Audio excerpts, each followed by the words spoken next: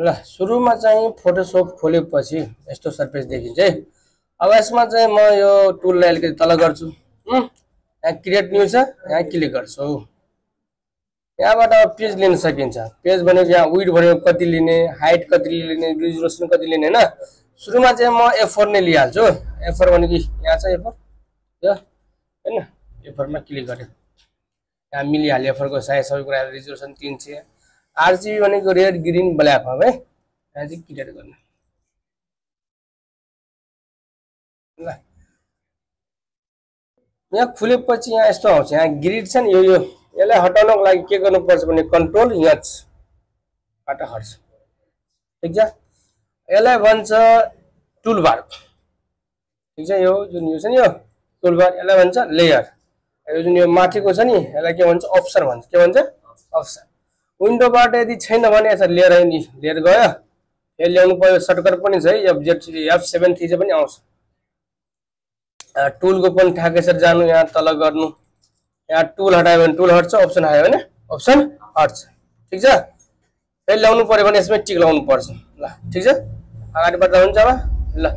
अब यति गरिसकेपछि सुरुमा चाहिँ म मुभ टुल, यसलाई भन्छ के मुभ टुल। राइट क्लिक गरेपछि अप्सन आउँछ, बुझ्यो। अनि यो भनेको टेक्स्ट टुल। लोडिङ लिइरहेछ, राइट क्लिक मैले गरेको छु। यो सुरुको लिनु है, यो सुरुको होरिजेन्टल टाइप टुल भनेर। ठीक छ, अब मानौ त्यो खोइ ल, यसमा मलाई टेक्स्ट बुझ्नु पर्यो। जस्तै यो माथिको अस्मिता चाहिँ यहाँ हैन, तलको जस्तै मैले चाहिँ यो टेक्स्ट टुल लिएको, यहाँ क्लिक गर्छु। यसरी क्लिक गरेको,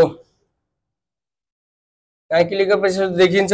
यहाँबाट ब्याक स्पेसलाई काट्नु, ब्याक स्पेसबाट लेख्नु। अब के लेख्नु भनेपछि अस्मिता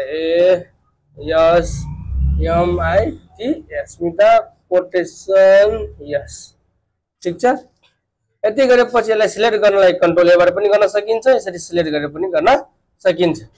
यो भनेको तिम्रो फन्ट हो, कस्तो फन्ट राख्ने त यहाँ चेन्ज भइरहेछ हेरेछ। कोडमा पनि यो सिकेको कुरा हो। यो भनेको अब बोल्ड, इटाली, अन्डरलाइन गर्नु पर्यो। अलिकति साइजलाई म यो ठुलो गर्छु अनि राम्रो देखिन्छ ल। अब रेगुलरमा गरे राम बोल्ड गर्छु अनि सोधा मोटो आउँछ। आयो मोटो, इटाली गर्यो भने इटाली आउँछ। दुवै गर्नु पर्यो भने यसमा लास्टमा दुवै गर्नुहुन्छ। ठीक छ, हटाउनु पर्यो भने यसमै जानु, फेरि रेगुलर गर्दैन हट्छ। यो भन्दा पनि पातलो गर्नु छ नि, लाइट गर्नु भन्दा पनि पातलो हुन्छ। ठीक छ, अलिकति म मोटै गर्छु, रेगुलर गर्छु ल। यो भनेको साइज भइहाल्यो। ठीक छ, यो साइजलाई सर्टकटमा गर्नु छ भने कन्ट्रोल हैन, कन्ट्रोल शिफ्ट र ग्रेटर जुन हामी पेजमा गरेका थियो नि त्यही थिच्दा हुन्छ। कन्ट्रोल थिच त, कन्ट्रोल शिफ्ट थिच त, कन्ट्रोल शिफ्ट मतलब यो ग्रेटर थिचिन्छ। यो साइज बढिरहेछ, बढिरहेछ साइज बढ्यो नि हो ल। छोड, कम गर्नु छ भने यो लेस देन थिच्दा। यो भनेको अब कलर, यसमा यो अरु काम लाग्दैन। यो भनेको के हो कलर। कुन कलर गर्ने त ग्रीन गर्ने भने ग्रीन यसरी गर्न सकिन्छ। यसरी ग्रीन है, यहाँ चाहिँ टिक लगाउने। अब मुभ गर्नु पर्यो भने फेरि मुभै टुलमा जानु, यसरी मुभ गर्नु। ठीक छ, अब यसलाई डिलिट गर्नु पर्यो भने यसरी समात्नु, यहाँ डस्टबिन को कुनामा यो डस्टबिन यसरी फाल्दिनु, यो डिलिट भइहाल्छ। बाइ डिलिट फेरि ल्याउनु छ भने कन्ट्रोल Z, यसमा अन्डो चाहिँ काम गर्छ। ठीक छ, कुरा बुझ्यो बुझेन, कन्ट्रोल Z।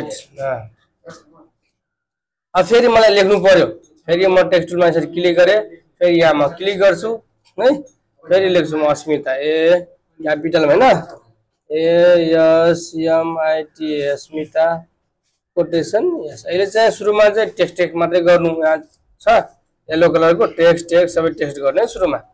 आजलाई यति हो, अर्को दिन चाहिँ अगाडि हामी बोला येलो छ भने येलो गरेर यसरी ओके ओके। यहाँबाट साइज अलि ठुलो गर्नु छ भने त्यही कन्ट्रोल शिफ्ट थिच त एकचोटि, फेरि अलिकति ठुलो गरिदिन्छु ल, यो ग्रेटर ल। अनि यहाँ चाहिँ यसरी टिक लगाउने, यो टिक लगाउने चाहिँ नि यो बिर्सिदिन्छु कि यसरी टिक लगाउनु। अनि यो मुभ टुलमा जानु है, मुभ टुलमा गएर यसरी गर्नु।